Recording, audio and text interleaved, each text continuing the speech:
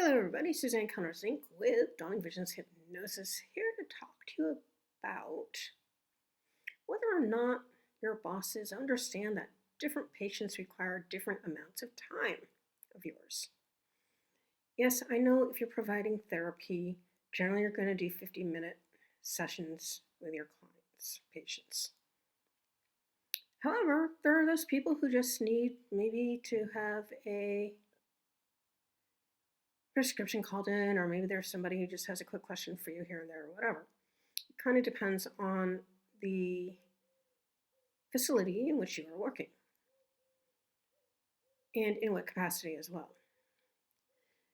Too often, bosses believe that they know more than they do about what we, as the practitioners, are doing.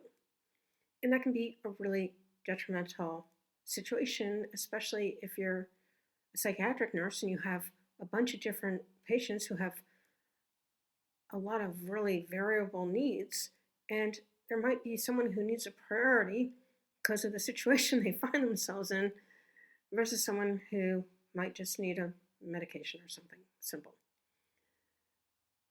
What do you do in these situations? I don't really know what to tell you to do in this situation other than to leave the job. Because this is the thing. As a professional person, you need to have the ability to have respect for yourself and your profession. And if a boss is micromanaging you to that degree, you could try to have a conversation with them, and maybe they might be able to hear you and validate what you're saying by actually allowing you to do your job in the way that you feel is necessary given your education and your practice. But in a lot of cases, these folks have their own mental health issues, being very controlling, being worried about their own jobs, etc. And these are things that we don't have control over.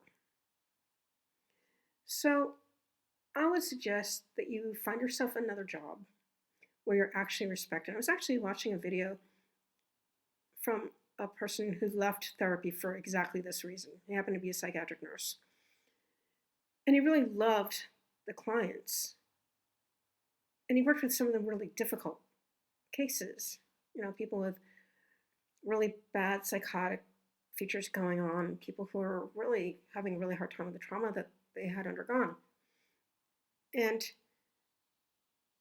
his boss just wouldn't let up. And on top of that,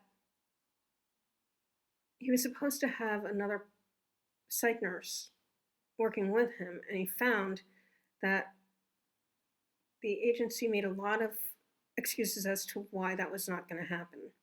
After months and months and months of telling him, yeah, it was going to happen. So finally he said, you know what, enough of this. I'm working too many hours. There's just too much stress. I cannot do this. It's too much for one person, and he left. Sometimes it's a decision that we need to make. And it is a scary decision because, we need the money, especially if you have a lot of school loans, or you have a family to take care of. But you have to think about your own health. How much stress can you truly contend with before you start breaking down, either emotionally, physically, or both?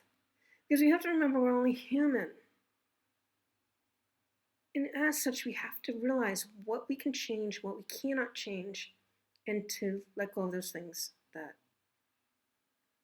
we can't do anything about. There are some of those situations where it just has to happen the way it needs to happen. But when it comes to a job, there's no reason why anyone has to be in a situation where they feel that overwhelmed with the work, with a boss who just doesn't get it, doesn't want to get it because of their own issues. Now, if you're the type of person who finds it really, really hard to leave a job, for whatever the reasons are, or perhaps you do not know how to take a stand for yourself. Most of my clients do not know how to take a stand for themselves, and it causes all kinds of problems, as you can imagine. If you are a person who is like that, you would understand that on a visceral level. I want to offer you to check out my breakthrough program.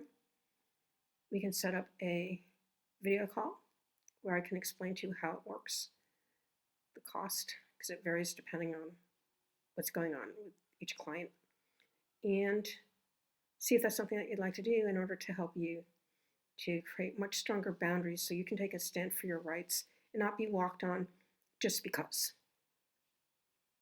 It's not okay, especially if you're a professional person and you're a role model for all these other people who need you to be able to take a stand for them so they can heal. Seriously, folks, this is true.